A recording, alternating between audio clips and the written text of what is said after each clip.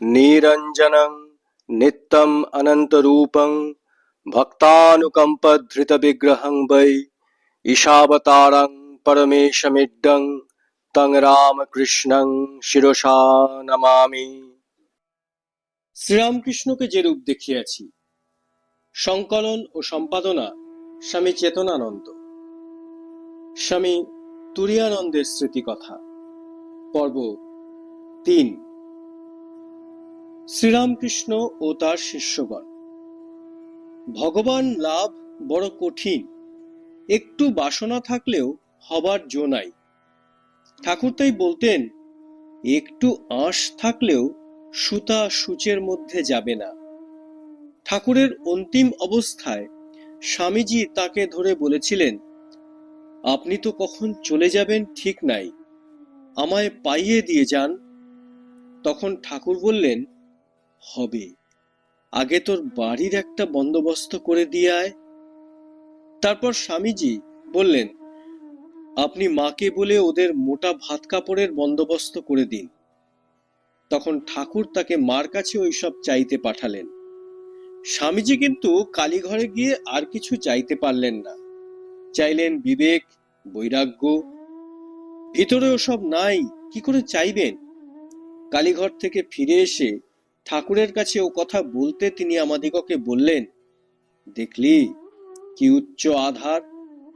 মার কাছে বিবেক বৈরাগ্য ছাড়া আর কিছু চাইতে পারলে না।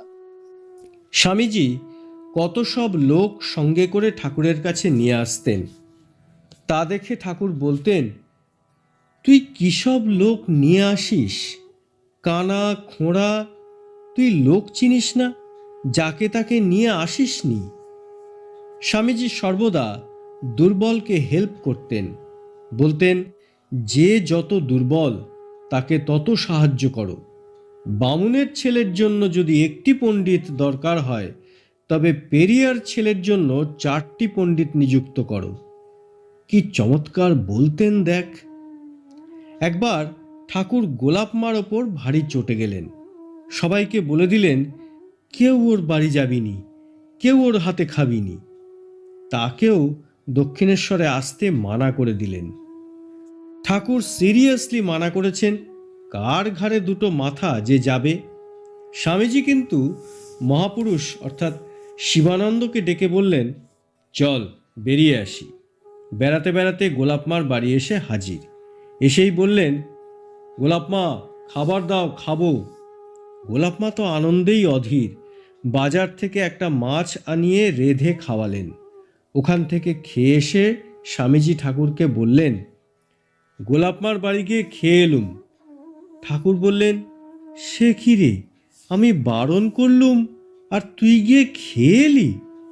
স্বামীজি বললেন, খাবো না? তাকে এখানে আসতেও বলে এসেছি। হাজরার জন্য স্বামীজি একবার ঠাকুরকে ধরে পড়লেন। ঠাকুর তখন কাশীপুরে। স্বামীজি নাছোড়বান্দা হয়ে বললেন, একে একটা গতি করে দিন, একে একটু কৃপা করুন। ঠাকুর বললেন, এখন কিছু হবে না, যা, এর মৃত্যু সময় হয়ে যাবে। ঠিক তাই হয়েছিল। স্বামীজি কৃপা টিপা ভেতরে ভেতরে বেশ বিশ্বাস করতেন। লাটু মহারাজ যখন তখন ঘুমিয়ে পড়তেন, তাই ঠাকুর একবার খুব রেগে যান। তাকে তাড়িয়ে দিতে চাইলেন। শেষে স্বামীজি ধরে পড়ে সব গোল কাটিয়ে দিলেন। এর জন্যই লাটু মহারাজ বলতেন, যদি গুরু ভাই হয় তবে বিবেকানন্দ। ঠাকুর অন্য আশীর্বাদ করতেন না। বলতেন, মা, এদের চৈতন্য হোক, হুঁশ হোক। রাখাল মহারাজ তখন ঠাকুর কাছে থাকতেন। তার সম্বন্ধীরা তাকে ঠাকুরের কাছে নিয়ে আসে।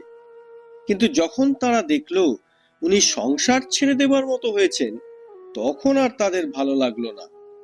প্রথম ঠাকুরকে বললে ঠাকুর তাতে বড় একটা কান দিলেন না। সুরেশ মিত্তির তখন ঠাকুরের এখানে ভক্তদের জন্য কিছু টাকা পয়সা খরচ করত। একদিন মনমোহন যেই বলেছে, রাখাল যে এখানে থাকে সুরেশবাবু তা ভালোবাসে না, অমনি বলে উঠলেন, কি, সুরেশ কে? সুরেশ এখানে কি? ওরে দে তো ওসব তাকিয়া প্রভৃতি, ফেলে দে, বার করে দে।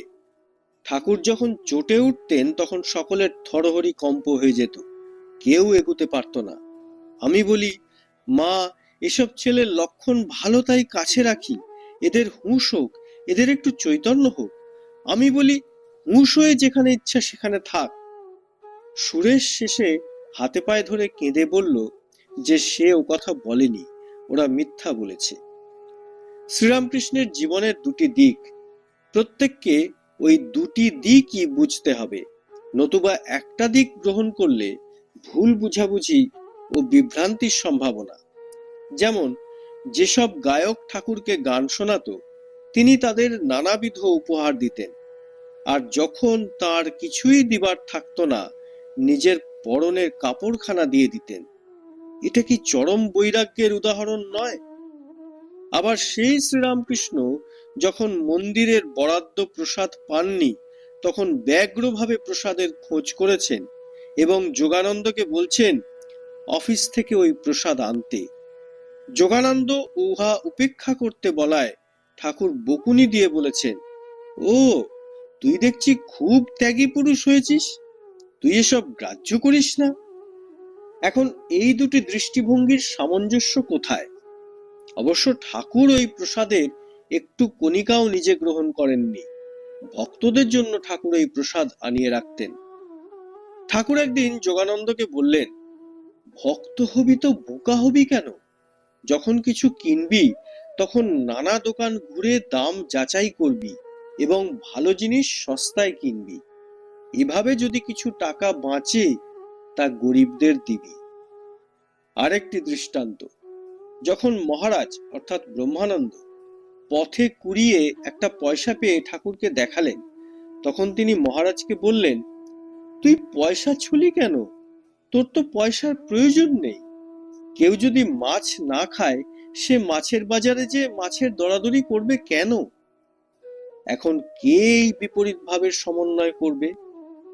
একসময় ঠাকুর সাধারণ সংসারীর মতো আচরণ করতেন এবং সবকিছু সাবধানের সঙ্গে হিসাব নিকাশ করেন। আবার ত্যাগের চরম আদর্শ নিজ জীবনে রূপায়িত করে দেখান। ঠাকুর ছিলেন মানবিক সত্তায় সত্তাবান। তিনি জীবনে যা করেছেন তাতেই আদর্শ দেখিয়েছেন। তিনি ছিলেন সম্পূর্ণ মানব। বিষয়ী ব্যক্তি সংসারে আসক্ত।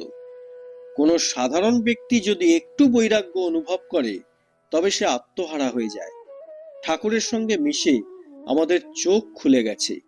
তিনি নিজের দৃষ্টান্ত দিয়ে আমাদের আদর্শ জীবন দেখিয়েছেন। লক্ষ্মীনারায়ণ মারোয়ারি ঠাকুরের সেবার জন্য টাকা দিতে চেয়েছিল। তিনি যখন নিতে অস্বীকার করলেন, তখন সে বললে, আপনার নামে না নেন, আপনার কোনো আত্মীয়ের নামে নিয়ে টাকা রাখুন। তিনি তাতেও স্বীকার করলেন না, বললেন, তাতেও আমার মনে দাগ লাগবে। তখন লক্ষ্মীনারায়ণ বললে, আপনি জ্ঞানী, আপনার আবার ত্যায্য গ্রাহ্য কি? ঠাকুর বললেন, আমার বাপু অত জ্ঞান এখনো হয়নি, আমার এখনো ত্যায্য গ্রাহ্য ভেদ আছে। ঠাকুর কেমন চমৎকার করে এক একজনকে তার অভাবের পূরণ করে উপদেশ দিতেন। বলতেন, মা মাছ দিয়ে নানা রকম রেঁধেছেন, সব ছেলেকে এক জিনিস দিচ্ছেন না, যার যা পেটে সয় তাকে তাই দিচ্ছেন। ঠাকুর কাজের বেলায়ও এমনি করতেন। একবার যোগিন স্বামী কোথায় ঠাকুরের নিন্দা শুনেও কিছু বলেননি, চুপটি করে শুনে এসে সে কথা বলেছিলেন। ঠাকুর শুনে বললেন, আমার নিন্দা করলে আর চুপটি করে শুনে এলি? তাকে অনেক মন্দ বললেন। আর কতদিন পর নিরঞ্জন স্বামী একদিন নৌকাতে দক্ষিণেশ্বরে আসছিলেন। সেই নৌকায় কতগুলি লোক ঠাকুরের নিন্দা করছিল।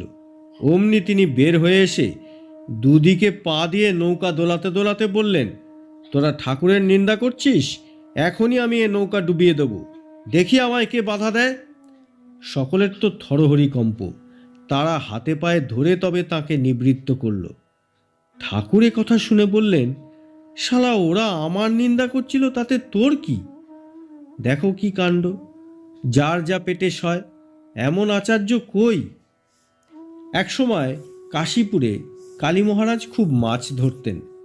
ঠাকুর তাকে মাছ মারার কারণ জিজ্ঞাসা করায় তিনি বললেন, আত্মা অবিনশ্বর, আত্মা কাউকে হনন করেন না বা অন্য কর্তৃক হতও হন না।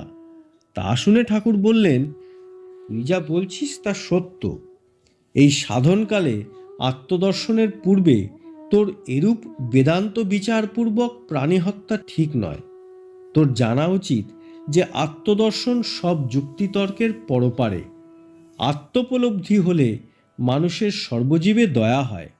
সাধু সব সংস্কার মুক্ত হলেও জীবনের শেষ পর্যন্ত তার মনে অপরের প্রতি করুণা থাকে।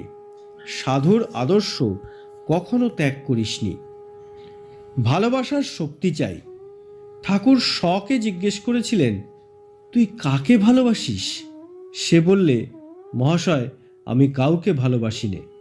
ঠাকুর বিরক্ত হয়ে বললেন, তুর শুকনো শালা। গৃহীদের প্রতি উপদেশ। সংসার ভালো লাগছে না, অথচ স্ত্রীপুত্র করে বসেছি, তখন কি ছাড়া চলে? ওদের কি হবে? এ তো ভারী স্বার্থপরতা। সংসারে থেকে তাদের পালন করা, নিজের কর্তব্য পালন করা, এও যে ধর্ম। ঝট করে ছেড়ে দিলে কিছু হবে না। ধপ করে ছাতে ওঠা যায় না, ধাপে ধাপে যেতে হয়। ঠাকুর বলতেন, ফল কাঁচা অবস্থায় পড়লে পচে নষ্ট হয়ে যায়। কাঁচা ঘায়ের মামড়ি তুললে রক্ত পড়ে, শুকিয়ে গেলে আপনিই খসে যায়। কি চমৎকার কথা দেখো একবার। মন ছাড়া তো কিছুই নয়। বিবাহ করে ফেলেছে, তারপর আফসোস করছে, সন্ন্যাস নেবার ইচ্ছা ঠাকুরকে জানাচ্ছে। ঠাকুর বলতেন, সবুর ছাড়িস নে, আন্তরিকতা থাকলে সব ঠিক হয়ে যাবে। যেমন নিয়ম বাঁধা আছে সেই মতো ঠিক ঠিক চলে গেলেই হলো। ঠাকুর বলতেন, একবার দক্ষিণেশ্বরে এক মুখুজ্জে ঘর বাড়ি ছেড়ে সদাব্রতে খেয়ে কালীবাড়িতেই পড়ে থাকতো। একদিন ঠাকুর তাকে জিজ্ঞাসা করলেন, তুমি বিয়ে করেছো? ছেলেপুলে আছে? সম্মতিসূচক উত্তর পেয়ে ঠাকুর বললেন, তাদের কে দেখছে? মুখুজ্জের মুখে যেই শুনলেন যে পরিবার শ্বশুরবাড়ি পড়ে আছে, অমনি বলে উঠলেন, তবে রে বেটা, বিয়ে করবার বেলায় তুই, ছেলেপুলে বেলায় তুই, আর ভাত কাপড়ের বেলায় শ্বশুর, আর এখানে থেকে গরিবের জন্য যে অন্ন দেওয়া হয় তা ধ্বংস করছিস। এইসব কথা শুনে মুখুজ্জে বাড়ি গিয়ে মন দিয়ে ঘর সংসার করতে লাগলো। ঠাকুর নষ্ট মেয়ে মানুষের গল্প বলতেন। তারা সংসারের সকল কাজই করছে, কিন্তু মনটা ফেলে রেখেছে উপপতির উপর। এরকম করে যখন উপপতিতে সব মনটা চলে গেল, তখন সে সংসার ছেড়ে ছুড়ে তার সঙ্গে চলল। দেখছো না কি চমৎকার গল্প? এক হাতে কাজ করো আর অপর হাতে ভগবানের সেবা করো। সময় আসলে দু হাতেই তার সেবা করতে পারবে। যদি আন্তরিক হয়, সময় এসেই যায়। একবার জব্বলপুর থেকে একজন ভদ্রলোক ঠাকুরের কাছে এসেছিলেন। ভদ্রলোকটি খুব পণ্ডিত ব্যক্তি, এমএ, বেশ সরল, অথচ নাস্তিক। ঠাকুরের সঙ্গে অনেক তর্ক বিতর্ক করলেন। এদিকে বলছেন তার মনে নানা অশান্তি, অথচ ভগবানের নিকট প্রার্থনা করবেন না। বলছেন, ভগবান আছেন কিনা তার তো কোনো প্রমাণ নেই। ঠাকুর বললেন, দেখো, এই বলে প্রার্থনা করতে তো তোমার আপত্তি নেই। যদি কেউ থাকো তাহলে আমার কথা শোনো। এ বলে প্রার্থনা করলে তোমার ভালো হবে। ভদ্রলোক অনেকক্ষণ চুপ করে ভেবে শেষে বললেন, না, এতে আমার আপত্তি নেই। ঠাকুর বললেন, এরকম করে আবার আমার কাছে এসো। ভদ্রলোককে তারপরে দেখেছি, সে মানুষ আর নেই। ঠাকুরের পা ধরে কেঁদে কেঁদে বললেন, আপনি আমায় রক্ষা করেছেন। শ্রীমর জ্যেষ্ঠ পুত্রের মৃত্যুর পর তার স্ত্রী ঠাকুরের কাছে এসে খুব কেঁদেছিলেন। আমি তখন সেখানে ছিলুম। তাকে অধীরভাবে কাঁদতে দেখে ঠাকুর তাকে দৃঢ় স্বরে বললেন, অন্য সময় তো তুমি খুব জ্ঞান ভক্তির কথা বলো, এখন সেসব গেল কোথায়? সেসব কি লোপ পেয়ে গেল? ঠাকুরের কথা আমার খুব মনে লেগেছিল। শোক বা দুঃখের সময় কেউ যদি দৃঢ়ভাবে কিছু বলে, তা খুব ফলপ্রদ হয়। মুহূর্তের মধ্যে তমের প্রভাব অন্তর্হিত হয়। কেউ যদি কোনো কিছু হারাতো বা অন্য জায়গায় রাখতো তাহলে ঠাকুর খুব রাগ করতেন। একবার হাজরা গঙ্গায় গামছা হারিয়ে ফেলে। ঠাকুর তাতে অসন্তুষ্ট হয়ে হাজরাকে বলেন, অধিকাংশ সময় সমাধিতে আমার বাহ্যজ্ঞান থাকে না, তবুও আমি কিছু হারাই না, আর তুমি এত অমনোযোগী। ঠাকুর প্রতিটা জিনিস তার ঘরে সুবিন্যস্তভাবে সাজিয়ে রাখতেন। প্রতিটা জিনিস তার নির্দিষ্ট স্থানে থাকত, যাতে এমনকি অন্ধকারেও তিনি তার ঈপ্সিত জিনিস পান। বাইরের পরিপাটির জন্য গোছানো মন চাই, এমনি মহামায়া আর সব জিনিসের জন্য এমন ব্যস্ত করে রেখেছেন যে তাকে খোঁজবার আর প্রবৃত্তি হয় না। ঠাকুরের সেই চালের গোলায় ঠেকের কথা। বাইরে কুলোর ওপর খৈমুরকি রাখা আছে। ইঁদুর তারই সোদা গন্ধ পেয়ে তাই খেয়ে পেট ভরিয়ে ফেলে বড় বড় ঠেকে যে চাল আছে তার আর সন্ধান পায় না, অথচ সেইখানেই চাল রয়েছে। সেইরূপ জীব স্ত্রী পুত্রাদির সুখেই মত্ত, ভগবৎ সুখের অনুসন্ধান নেই, অথচ তিনি অন্তরেই রয়েছেন। এমনি মহামায়া, এমনি মহামায়ার মায়া রেখেছে কি কুহক করে। ব্রহ্মা বিষ্ণু অচৈতন্য, জীবে কি তা জানতে পারে। বিল করে ঘুনি পাতে, মিন প্রবেশ করে তাতে। গতায়াতের পথ আছে, তবু মিন পালাতে নারে। ইন্দ্রিয় পরায়ণ ব্যক্তিদের ঠাকুর তুচ্ছ জ্ঞান করতেন। বলতেন তাদের কোনো পদার্থ নেই। ঠাকুর বলতেন, আমরা আঁটি আর চামড়া, এর মধ্যে কোনো সার পদার্থ নেই, খেলে অম্লশূল হয়, কিন্তু এতে একটা আকর্ষণীয় স্বাদ আছে। এই জগৎটা ঐরূপ। এ জগতে সুখ কোথায়? এ কেবল দুঃখপূর্ণ ও যন্ত্রণার আগার। শ্রীকৃষ্ণ অর্জুনকে বলেছিলেন, যারা আমার শরণ নেয় আমি তাদের মায়ার সমুদ্র পার করে দিই। শরীরের কাদা মেখে আবার সেই কাদা কষ্ট করে ধুয়ে ফেলার চাইতে কাদা থেকে দূরে থাকা কি ভালো নয়? কিন্তু কজন তা পারে? তাই ঠাকুর বলতেন যে একটু জাগতিক সুখ ভোগ করে নেওয়া ভালো, কিন্তু তার সঙ্গে চাই সৎ অসৎ বিচার। জন্ম মৃত্যু চক্রের ভিতর দিয়ে গিয়ে মানুষ ক্রমশ ভগবানের দিকে যায়। ভক্তি হৃদয়ে জেগে উঠে যখন ঘনীভূত হয়, তখন ঈশ্বর দর্শন হয়। যেমন গোপালের মার গোপাল দর্শন। গোপাল তার কাঁধে চড়ত, রান্নার কাঠ জোগাড় করত, আবার পিতলের মূর্তি রামলালার সঙ্গে ঠাকুর কত কাণ্ডই না করেছেন। সেসব অদ্ভুত কথা আমাদের কাছে যখন তিনি বলতেন, আমরা কিছুই বুঝতে পারতুম না। রামলালা নাইতে গিয়ে গঙ্গার ঘাটে নাচতে নাচতে অনেক জলে গিয়ে পড়ত। ঠাকুর তাকে উঠতে বললে কথা না শোনায় তার গালে এক চড় মারলেন। একদিন মা কৌশল্যা যার মুখে ননি তুলে দিতেন, আমি তার মুখে খই দিয়েছিলুম, তার মধ্যে একটা ধান ছিল। এই বলতে বলতে ঠাকুর শ্রীরামকৃষ্ণ সজল নয়নে কাঁদতে লাগলেন। সে কি কান্না, আমরা দেখে অবাক। ওম শ্রীরাম কৃষ্ণার্পণমস্তু।